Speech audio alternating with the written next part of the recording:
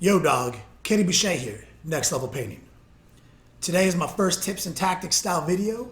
Has nothing to do with painting a model or building a model. Can't tell you, the thing I do even more than paint is fantasize about the next time I get to play with my toys. That I believe is something we all do.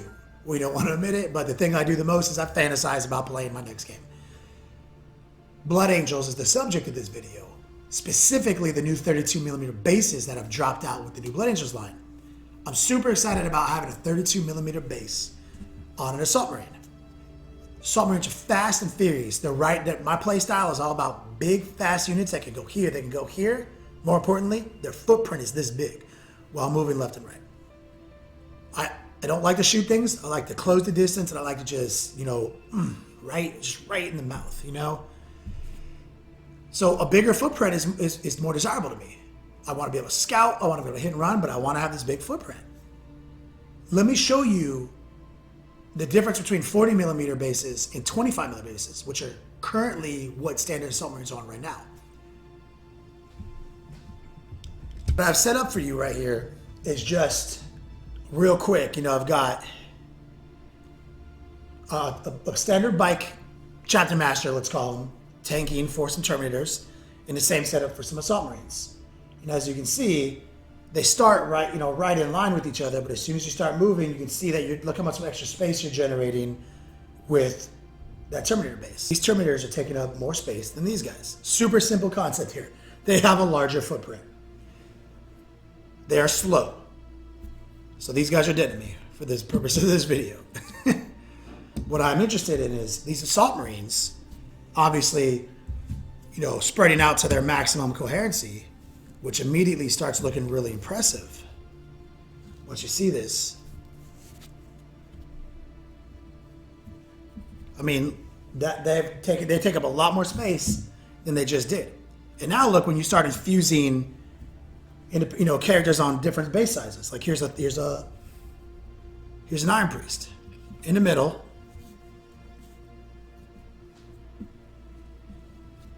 As you can see, they all spread out 2 inches coherency.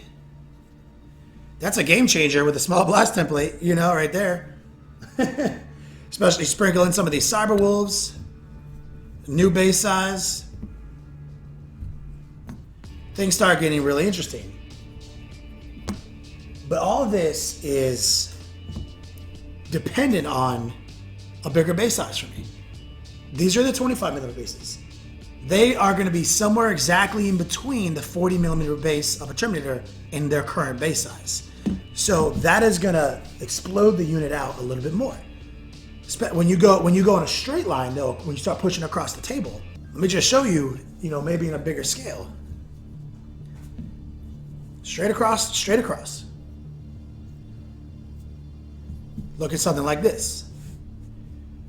The Terminators can do about that same size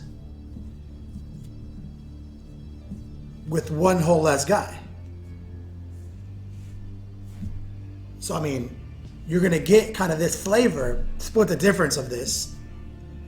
I for one, I'm immediately gonna start mounting my models on 32mm bases. At Flux, can't count on some of these cool Forge World units because not a lot of events play all the rules. You kind of have to eke out every little strategy you can get, every little advantage.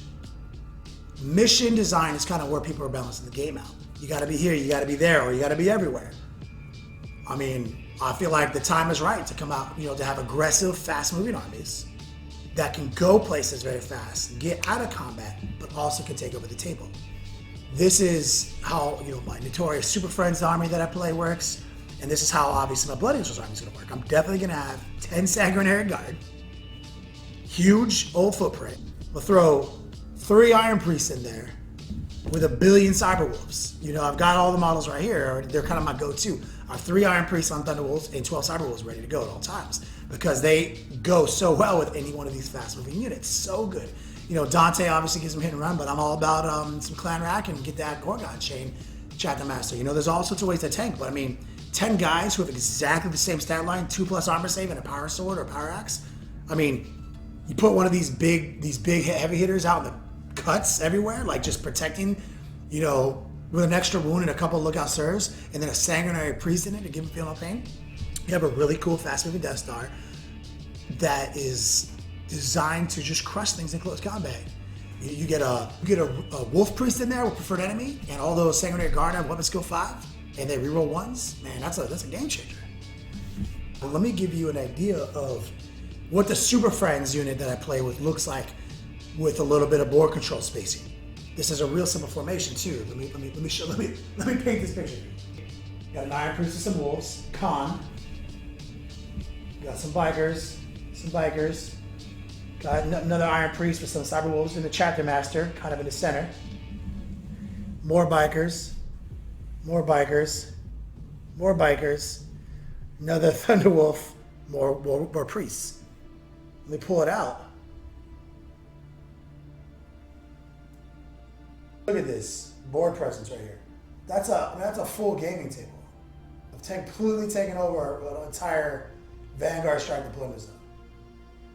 It kind of covers its angles with pockets of 2+ save guys who can look out to other guys who have 3+ Jinx saves. I mean, this is kind of my favorite army right now. The 3 points I'm trying to make.